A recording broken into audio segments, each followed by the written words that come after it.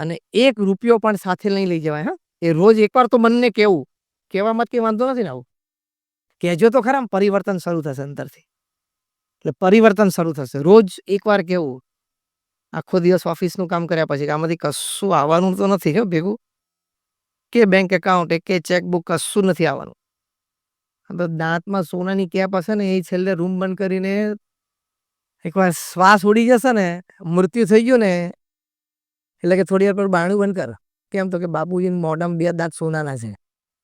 અને પછી મોઢું પોળું કરીને પેલા થોડી વાર કાઢી લેશે, પછી જ બહાર લાવશે. એ કેપ એમ થોડે જવા દેવાય. તો એ ભેગું નથી આવવાનું. અને કાઢશે કોણ? જે નખાવા માટે ભેગા આવ્યા હતા ને એ જ કાઢશે. એટલે નથિંગ કમ્સ વિથ યુ. તો આટલું બધું અટેચમેન્ટ શું કામ રાખવાનું? વ્યવસ્થિત કામ કરીએ અને વ્યવસ્થિત કમાઈએ. રહીએ પણ વ્યવસ્થિત, પણ આપી પણ જાણીએ. વોરેન બફેટ તમે જુઓ, બિલ ક્લિન્ટન જુઓ, આજે 30, 40, 50 અબજ ડોલર આપી દેવા. આપણા અઝીમ પ્રેમજી તમે જુઓ, 50-60 અબજ ડોલરનું ડોનેશન પ્લેજ કરવું, એન્ડાઉમેન્ટ્સ, અઝીમ પ્રેમજી ફાઉન્ડેશન. તો લોકોએ વિચાર નહીં, અને એ લોકોના કમાયેલા પૈસા છે, બાપદાદાના ઉપરથી નહોતા આવેલા. અને બધા એવા છે કે જેમણે કંઈ બાપદાદાનો ધંધા ઉપર પણ બેસીને ધંધો વિકસાવ્યો એવું પણ નથી. આખી નવી લાઈન પોતે ચાલુ કરેલી છે બધાએ. તોય એક લોકો આપણે આટલું આપી શક્યા. નક્કી જ રાખવાનું, કમાઈ એના 10% ધર્મ માટે વાપરવાના છે, સમાજ સેવા માટે વાપરવાના, અને દર મહિને વાપરી નાખવાના. પેલું કે 31મી જાન્યુઆરી જરા 31 માર્ચે બેલેન્સ શીટ તૈયાર થાય ને પછી આપું. તું લોભ્યો છું, નહીં આપી શક. તું 31મી માર્ચની રાહ જોઈશ ને એટલે તારાથી નહીં જપાય, કારણ કે એ વખતે રકમ બહુ મોટી થઈ ગઈ. આટલા બધા આપવાના. એમ કે દર મહિને છે ને નક્કી જ રાખવાનું, 31મી તારીખે ચેક આપી જ દેવાનો કે મારે દર મહિને મારી આવક પ્રમાણે દશાંશ આ છે. તો તમને જીવનમાં કર્યાનો આનંદ આવશે. That should be your attitude towards money. મોટામાં મોટો ડિઝીઝ 21મી સદીનો આ છે કે we have over infatuation towards money. મનીને આપણે એટલો બધો પાવર આપી દીધો છે ને. આપણા જીવનનું બધા કાર્યો એ જ નક્કી કરે, નિર્ણયો જ એ જ લે છે. સંબંધો હોય, કામ હોય, બધું જ. પણ બહુ શાંતિથી મની, તમે વિચાર કરજો, money can by you 100 things to become happy. Flat ને મર્સિડીઝ ને બધું પૈસા જ લાવે છે. રાડોની ઘડિયાળ પણ એ જ લાવે છે સુખી થવા માટે. પણ બીજી 100 વસ્તુ એવી છે ને કે જે પૈસો નથી લાવી શકતી અને એની વધારે જરૂર છે. મિત્રતા, પ્રેમ, ફેમિલી, વેલ્યુઝ, આ બધું પૈસાથી નથી આવતું. બહુ શાંતિથી આ 2 લિસ્ટ બનાવજો એટલે ખબર પડશે. Money can by you good beds but cannot guarantee you a good slip. Michael Jackson $94,000 પલંગ ઉપર સૂતા હતા. $94,000. 50 લાખનો પલંગ થયો. તે શું હશે 50 લાખના પલંગમાં? તોય 10 સ્લીપિંગ પિલ લે ને ત્યારે માંડ કલાક 2 કલાક સૂતા હતા. અને છેવટે 50 વર્ષની ઉંમરે મૃત્યુ થયું. એમના પોસ્ટમોર્ટમમાં 1000 કરતાં વધારે પ્રકારની ડ્રગ્સ બ્લડમાં દેખાણી. તો શું કરવાના? 6000 એકરનું ફાર્મ હાઉસ કેલિફોર્નિયામાં. આપણે અહીંયા જેટલા બેઠા છે ને આપણા બધાના ફ્લેટનું વેલ્યુએશન ભેગું કરીએ ને એ ખાલી 6000 એકરનું કેલિફોર્નિયામાં એનું ફાર્મ હતું. એટલે બહુ જીવન શાંતિથી વિચારા. 70-80 વર્ષની રમત છે. એમાં આપણે ઘણા બધાને 30, 40, 50, 60 થઈ ગયા. એવરેજ લાઈફ ઇન્ડિયામાં મેલની 58 છે અને ફિમેલની 54 છે. એટલે એની ઉપર જેટલા થયા અને બેઠા હોય એ બધા અમારે સમજવાનું કે અત્યારે ઓવરડ્યુટ ચાલે છે. ગમે ત્યારે દોરી ખેંચી લે. એટલે બધા એક્સટેન્શન ઉપર જ છો એ બધા જે આ ઉંમરથી વધારે વાળા હોય આ બધા. આ હકીકત છે. 70-80 વર્ષની આ રમત છે ને રમતા આવડવી જોઈએ, નહીં તો જીવનમાં સંતોષ થાય. અને બહુ જ અંગ્રેજીમાં એક સરસ કહેવત છે, when the game of chess is on, the king has the power and the pawn obeys the order. જ્યારે ચેસની રમત ચાલુ હોય ને ત્યારે રાજા પાસે રાજાની સત્તા હોય અને જે પેલું પેદું હોય ને આગળની આખી લાઈન પેદાની એ બધા એનો ઓર્ડર ફોલો કરે. But when the game of chess is over, the king and the pawn they go in the same box. ચેસની રમત પૂરી થઈ જાય ને એટલે રાજા હોય કે પેદું હોય બંને એક જ બોક્સમાં પેક થઈને જવાનું. એકવાર આમ થઈ ગયું એટલે લાઈનમાં પેકિંગ. એટલે અહમ ઓછો રાખીને થોડી આવી સેવા ભાવનાથી જીવવું, આ ખૂબ સરસ વાતો આ બધી પ્રમુખ સ્વામી મહારાજ ખૂબ સમજાવતા. આજે અમારા ગુરુવરી છે મહંત સ્વામી મહારાજ, એ સમજાવે છે ભગવાન પ્રત્યેની ભક્તિ અને સેવા. છેલ્લી 5 મિનિટ વાત કરીને આપણે પૂરું કરી કે ભગવાન પ્રત્યેનો આપણો અભિગમ એ હંમેશા શ્રદ્ધા અને ભક્તિનો રાખ. નાસ્તિકપણાના અભિગમથી કોઈને લાભ થયો નથી ને થવાનો નથી. It's advisable to believe in God than not to believe. It's always advisable to believe in God than not to believe. ભગવાનમાં શ્રદ્ધા અને ભક્તિ હોય તો જીવનમાં આનંદ તો આવે છે. અને તમે તર્કથી વિચારો, લોજિકથી વિચારો, એ વિષય જુદો છે. તમને નાસ્તિકમાં નાસ્તિક કોઈ માણસ હોય ને એને મારી પાસે લાવજો, હું 10 મિનિટમાં એની સમજણ ફેરવી નાખ. તર્કથી, વિજ્ઞાનથી, લોજિક એન્ડ સાયન્સ, એ બધું જ આજે ભગવાનના અસ્તિત્વની અને કર્તાપણાની પ્રતીતિ આપે. 400 વૈજ્ઞાનિકો બેઠા તેને મેં ખાલી એક જ પ્રશ્ન પૂછ્યો, 400 માંથી એક જવાબ ના આપી શક્યા. પૃથ્વી આમ ફરે છે, ધારો કે કાલ સવારથી થોડીક ધીમી પડી, તો તમે બધા ભેગા થઈને કરો શું? એ તો કહો. તમે નાસાના બધા વૈજ્ઞાનિક, national aeronautics and space association, NASA, ISRO, European space agency, બધા ભેગા થાવ, તમારાથી કંઈક થાય એમ છે? તમારા પાસે કઈ પાના પકડ ખરા? આ દેશી ભાષામાં પૂછું છું કે પાછીનો ઓરિજિનલ સ્પીડ ઉપર લાવી શકીએ? અને ધારો કે સ્ટેગરિંગ ચાલુ થયું, સ્પીડમાં ફરે પછી ધીમી ફરે, સ્પીડમાં ધીમી ફરે, તો કેટલી ઉપાધિ ખબર છે? પહેલી ઉપાધિ કહું, આજે દિવસ 40 કલાકનો હોય ને રાત 3 કલાક, કાલે દિવસ 15 કલાકનો થાય ને રાત 70 કલાકની થઈ જાય, તો ખાવું ક્યારે? ઉઠવું ક્યારે? હું તો પેમેન્ટ ક્યારે કરવું? તારીખ નક્કી ના થાય ને. પરમ દિવસે પાછો દિવસ 10 કલાકનો, રાત 22 કલાકની, પાછાના પછીના દિવસે દિવસ 90 કલાકનો જતો રહે ને રાત અડધો કલાકની થઈ જાય. આપણી આખી બાયોલોજી સિસ્ટમ શરીરની બગડી જાય, ખબર છે? બધું પતી જાય. આ તો મેં એક વાત કરી, આવી 5-7 આઈટમ એમને કીધી, એટલે બધા વૈજ્ઞાનિકો કે ના વાત તો બરોબર છે, કોઈક સુપર નેચરલ ફોર્સ આને કંટ્રોલ તો કરે છે, નહીં તો આ શક્ય જ નથી આ સિસ્ટમ. આપણા જે બ્લડ કેરિંગ વેસલ્સ છે ને, આર્ટરીઝ અને વેઇન્સ, એ બધાને એક લાઈનમાં મૂકો ને, એવરેજ હાઈટ ગણો કોઈ પણ વ્યક્તિની, ધારો કે 5 ફીટ 4 ઇંચ ને 65-70 કિલોનું વજન, એટલે નોર્મલ હ્યુમન બિંગ, એની બધી બ્લડ કેરિંગ વેસલ્સ, આર્ટરીઝ અને વેઇન્સ તમે એક લાઈનમાં મૂકો, ટોટલ લેન્થ 60,000 માઇલ્સ. શું વાયરિંગ છે આ શરીરમાં! ઓપ્ટિક ફાઈબર તો શું જીવો નાખે છે. આ જુઓ ને, આ વાયરિંગ, આટલા શરીરમાં 60,000 માઇલ્સ ઓફ વાયરિંગ.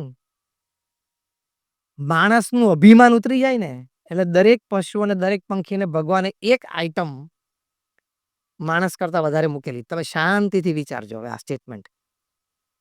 દરેક પશુ પંખી પાસે એક આઈટમ ભગવાન એવી મૂકી છે ને માણસનું અભિમાન ઉતારવા માટે, પણ આપણે એ સમજતા નથી, સવડી દ્રષ્ટિ નથી. કીડીને ગળપણ ઓળખવાનો જે પાવર છે ને એની પાસે, તમે અત્યારે અહીંયા કઈ નથી કીડી, હમણાં એક સાકરનો કટકો મૂકો એટલે 15-25 હમણાં અડધો કલાકમાં ભેગા થઈ જાય. ક્યાંથી આવે છે? પણ વૈજ્ઞાનિકોએ શોધ્યું કે માણસની જીભ ઉપર ગળપણને ઓળખવાનો જે પાવર છે, જેમ આપણે કોઈ ગળી વસ્તુ જીભ પર મૂકીએ ને આપણને આમ સેન્સ આવે, અચ્છા આ ગળી છે એમ, એના કરતા 300 ગણો વધારે પાવર કીડી પાસે છે. 300 ટાઈમ્સ. હવે આપણું અભિમાન ઉતરી જાય એમ છે કે નહીં? અને શું એ લોકોની કોમ્યુનિકેશન સિસ્ટમ છે! આ વોટ્સએપ ઝાંખું પડે, વોટ્સએપ ઝાંખું પડે, શું કમ્યુનિકેશન સિસ્ટમ! તમે જો કીડી એકવાર એક જગ્યાથી અને ગળપણ જોઈને પછી એના કમ્યુનિટીને કહેવા માટે જાય ને, તો ખાલી સામસામે એમ ટચ થઈને જતી રહેશે, ટચ થઈને જતી રહેશે. એમાં બધો data transfer, Google map transfer, live location transfer, live location પણ ટ્રાન્સફર થઈ, આ જગ્યાએ ખાંડ પડેલી છે, ગો. અને એની ખાનદાની તો જો, ગળપણ જો એટલે આખા ગામને ભેગું કરે. તારી જેમ નહીં એકલા ખાઈ લેવું માણસની જેમ. આ તો કે આ એક ધંધાની માહિતી મળી ને હું જ એકલો બધી મલાઈ ખાઈ લઉં. એટલે આપણા કરતા કાગડા સારા. કાગડા કંઈક ખાવાનું જો ને જોશથી કાં કાં કરો, આખા ગામને જ્ઞાતિને ભેગું કરે. કીડી અને કાગડાની પણ આપણા કરતા વધારે ખાનદાની હોય છે.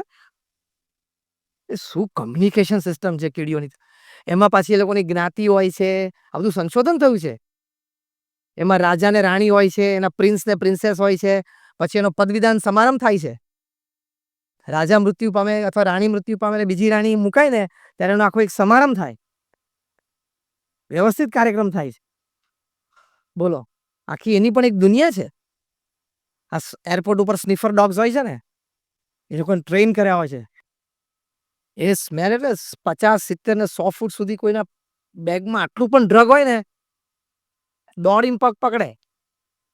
એટલી પાવરફુલ હોય એની સ્મેલ. યુરોપમાંથી ઈલ માછલી નીકળે, એટલાન્ટિક મહાસાગર ક્રોસ કરીને છેક અમેરિકા જાય 5000 કિલોમીટરનું સ્વિમિંગ કરીને. અને ત્યાં એમ લોકોની એ પહોંચે ત્યારે એ લોકોની મેટિંગ ટાઈમ હોય, સિઝન હોય. ત્યાં એ લોકોના બચ્ચા જન્મે એટલે બચ્ચાને મૂકીને પાછા યુરોપ આવતા રહે. હવે એ લોકોને એવું માનસ ને એવી સિસ્ટમ હશે. એ બચ્ચા મોટા થાય ને, એ બચ્ચા 5000 કિલોમીટર સ્વિમ કરીને યુરોપ પાછા પોતાના હોમ ટાઉન આવી જાય મા બાપ પાસે. હવે એને રસ્તો આપણે તો અમારે તો ખાલી દાદરથી અમૂલા કમિશનમાં આવતો એમાં મેં ગૂગલ ચાલુ કરેલું. તો આને 5000 kilometres from European coast to east America, અને એટલે અમેરિકા ઈસ્ટ કોસ્ટ, અને અમેરિકા ઈસ્ટ કોસ્ટથી યુરોપમાં આવવા માટે એને કોઈ ગૂગલ મેપ નહીં, કશું જ નહીં, આવી જાય છે. શું સેન્સ હશે? સાઇબેરિયાથી બર્ડ્સ એક નાલ સરોવર આવે છે, 5-5, 7-7, 8-8 હજાર કિલોમીટરનું ફ્લાઇંગ. તું કે 20 દાદરો એક ચડ લિફ્ટ નથી લે, આમ ઉભો રહી જાય, ક્યારે હાથ દે, અલે આજે 25 વર્ષનો થઈને ક્યારે નો હાથ દે છે તું? કઈ ખનેક તો જાડિયો થઈ ગયો છું.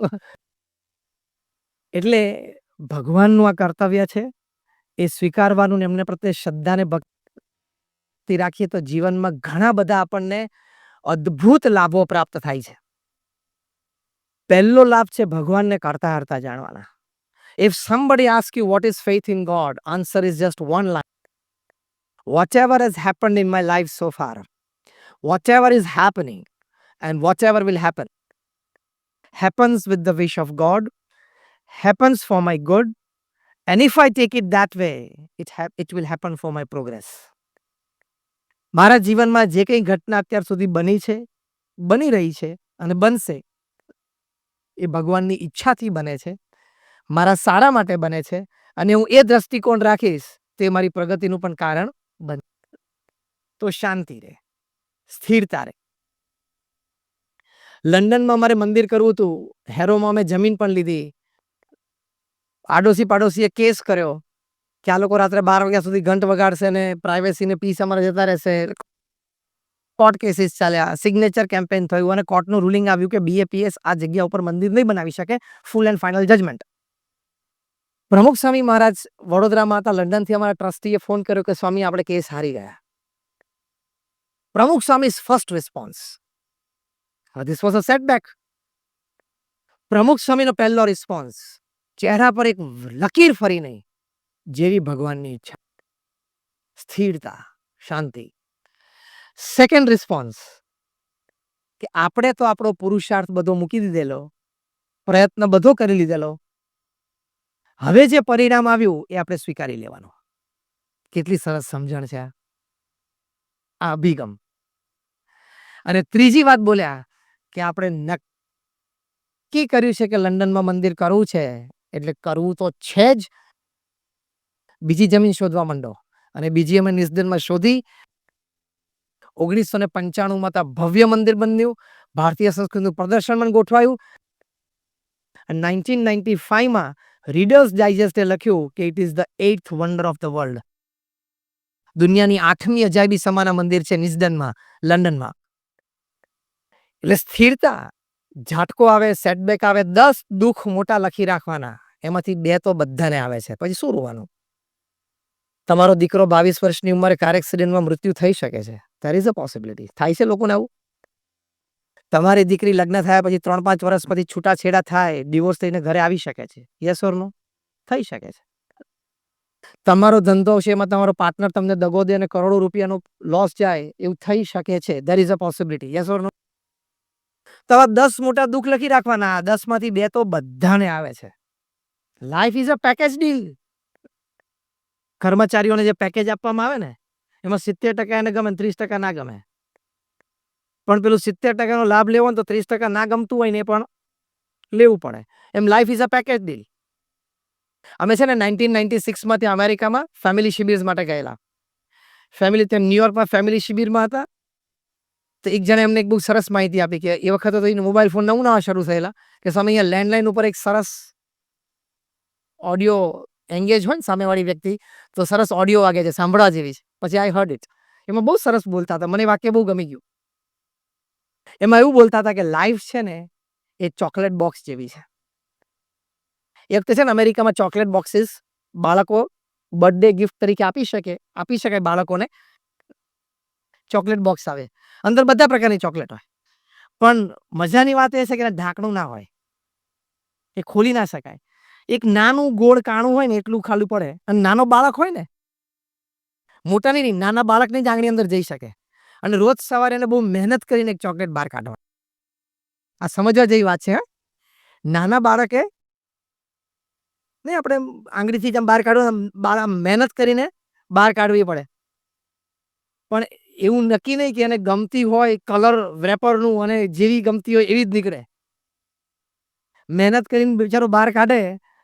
પછી બહુ જ સરસ વાક્ય લખેલું, એટલે બોલતા હતા, અમે વર્ણન કર્યું. વાક્ય એવું હતું કે life is a box of mix chocolates. Every morning you have to put your finger inside two get one chocolate.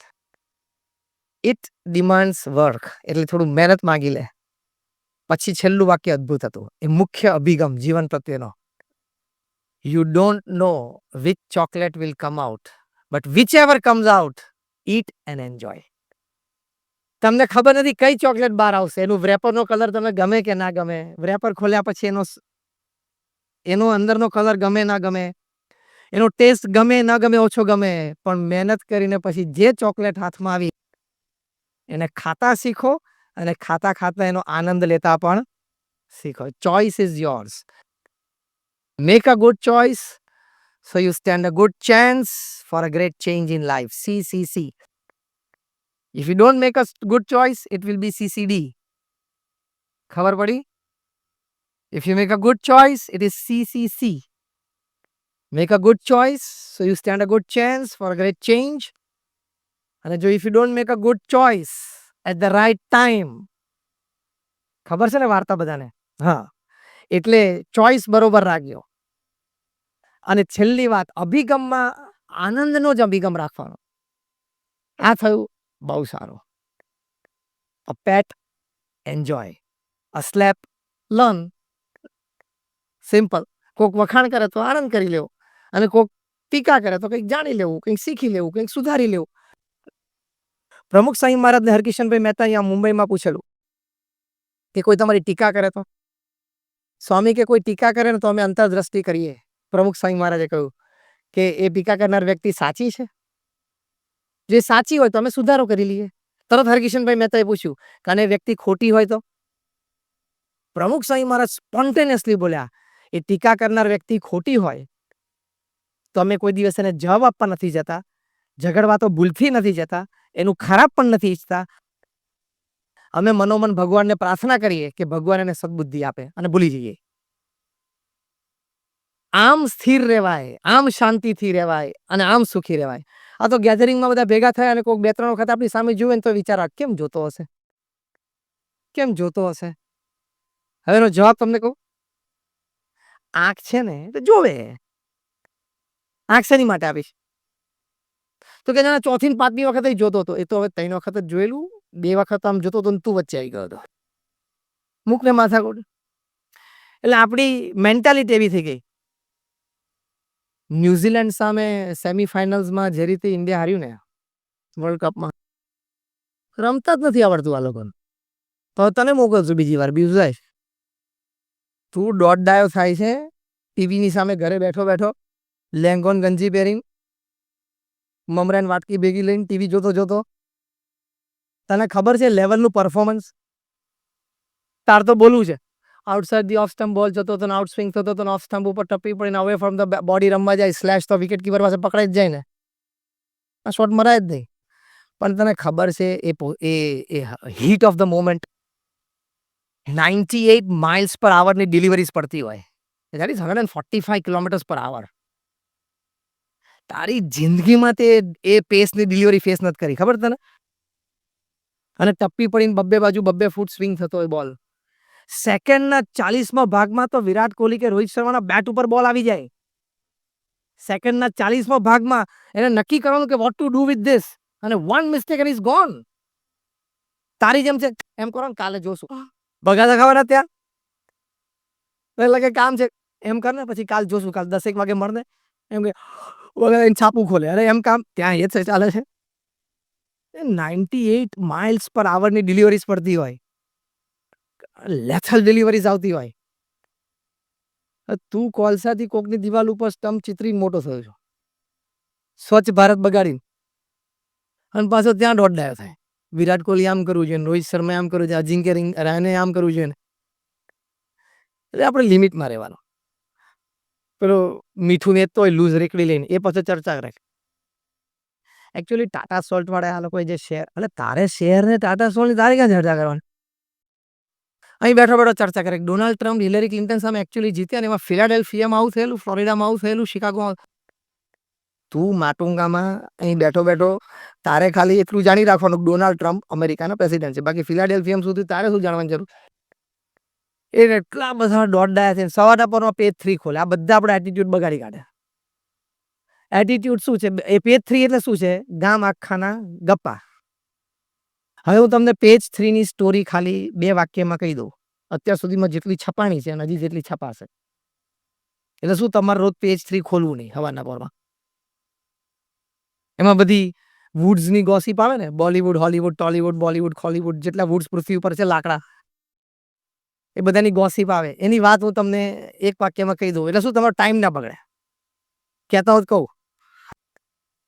એમાં એટલી જ વાર્તા છે કે રોજ સવારે 2 જણા ભેગા થાય અને આગલા દિવસે જે 2 ભેગા થયા હોય ને, એ આજે સાંજે છૂટા પડે. આટલો કાર્યક્રમ હોય છે આવા. અને તું પાછું આમ હવાના પર મિત્ર અરે વાંચું આવું થયું, પણ તું જેની તને તો ઓળખતો જ નથી. એટલી બધી આપણી મેન્ટલ એનર્જી બગડે, એટલો બધો ટાઈમ બગડે. આપણે એટલે અભિગમ, attitude towards life is this, કે બહુ સ્થિરતાથી રહેવાનું. આપણું જે ફિલ્ડ હોય એમાં ડેપ્થ ઉપર ઉતરીએ. All knowledge of your field, so you perform well, you create good results. પણ જે ફિલ્ડ તમારું નથી એમાં સામાન્ય ઔપચારિક માહિતી લઈ લેવાની. તમને બધી જ માહિતી હોવી જોઈએ, પણ એ ઔપચારિક. તમારા ફિલ્ડમાં તમારે ડેપ્થ ઉપર ઉતરવાનું. અને લોકોની બહુ પરવા ના કરવી ને ચિંતા ના કરવી. તમારે પ્રિન્સિપલી રાઈટ છો તો લોકોની ચિંતા નહીં કરવાની. સિદ્ધાંતની દ્રષ્ટિએ તમે સાચા હો ને કોઈને ઓફેન્ડ ના કરતા હોય તો ફાઇન, તો you do whatever you want. અમને એક જણાએ આઈઆઈએમમાં એકવાર after my talk we had an open question at IIM. તો મને કીધું કે Swamiji, why do you wear saffron type of clothes? Because if not saffron, if you are supposed to decide which color you will decide. એને મૂંઝવણ શરૂ થઈ. મને કે તમે કેમ સાધુ ભગવા કપડાં પહેરો છો? મેં કીધું ધારો કે ભગવાન ના પહેરીએ તને ચોઈસ આપી હોય તો તું કયો કલર નક્કી કરે? તેને મૂંઝવણ થઈ. એટલે મેં કીધું હજારો વર્ષોથી આ પહેરીએ છે, ટ્રેડિશન છે. નેક્સ્ટ ક્વેશ્ચન, બીજું શું થાય તારે? એટલે if you are principally right and you are not offending anybody, then દુનિયામાં કોઈ ચિંતા કરવાની જરૂર નથી. એક બેબી મોસ્કીટો હતો ને, એ મેઇડન ફ્લાઇટ ઉપર એના મધર મોસ્કીટો અને ફાધર મોસ્કીટો બે જોતા હતા કે આપણું બેબી ફર્સ્ટ ફ્લાઇટ ઉપર છે, કેવું લે છે ફ્લાઇટ. મધર બહુ ઉત્સાહી હતા કે મારું બેબી છે ને ફર્સ્ટ ફ્લાઇટ ઉપર છે. તેમ બે રૂમના ખૂણે મધર ને ફાધર મોસ્કીટો બે બેઠા હતા અને બેબી મોસ્કીટો ફરીને પાછું આવ્યું. એના મધરે ઉત્સાહથી પૂછ્યું, અરે હાઉ વોઝ યોર મેઇડન ફ્લાઇટ? કેમ? એના મધરને ઉત્સાહ બહુ વધારતો કે તારી આમ ફર્સ્ટ ફ્લાઇટ કેવી રહી? બેબી મોસ્કીટોએ બહુ સરસ જવાબ આપ્યો. એ જવાબ લઈને તમે ઘરે જજો. બેબી મોસ્કીટો કીધું કે mom, everywhere where I went, people were clapping for me. હું જ્યાં જ્યાં ઉડ્યો ને ત્યાં લોકો મારી માટે તાલીઓ પાડતા હતા. શું કરતા હતા? એકચ્યુઅલી મારી નાખવાનો પ્રયત્ન કરતા હતા. એટીટ્યુડ શું રાખ્યો? તાલીઓ પાડે છે. એટલે અભિગમ એ રાખો કે હંમેશા આપણે તો આનંદમાં જ રહેવું. ખુશમાં જ રહેવું. ગમે તે લોકો ઈંટ નાખે, પથ્થર નાખે, ગાળો દે, ચોઇસ ઇઝ યોર્સ. દેશના આપણા સર્વોચ્ચ વ્યક્તિ છે ને એની પાસે આ બહુ સારી નેક છે કે એની ઉપર તમે જે નાખો ને એને જાયન્ટ વોટ બેગમાં ફેરવી નાખે. એ કળા છે, એ સામાન્ય કળા નથી. એટલે કોઈક ગાળ દે ને એને પણ તમે સંબંધોમાં ફેરવી શકો છો. કોઈક લાફો મારે ને એને પણ એ વ્યક્તિને તમારી માટે લાગણીમાં ફેરવી શકો છો.